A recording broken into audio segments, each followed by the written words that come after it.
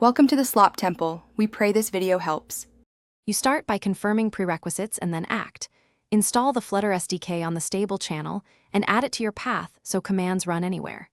Next, open Vscode and install the Flutter and Dart extensions to get tooling and hot reload.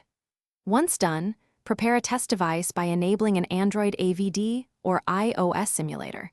Make sure USB debugging or simulator permissions are set. This gets you ready to create a project immediately. You now create and inspect the app files. Run Flutter Create My App, then open that folder in Vscode and locate lib/main. Dart. Replace or edit the default widget to a material app with a scaffold and a stateful widget for interactive UI, because state management lets you test updates quickly. Then run Flutter Run from the terminal or press Run in Vscode. Use hot reload after code changes to see updates instantly. Make sure emulator. You finish by preparing a production-ready build and verifying functionality. Configure app icons, Android signing, or iOS provisioning, and any build flavors you need.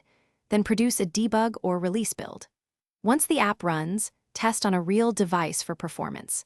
If something goes wrong, run Flutter Doctor to identify missing tools, then check Vscode's problems pane and terminal logs for analyzer errors and stack traces. Fix dependency version, mismatches, and rebuild. That usually resolves.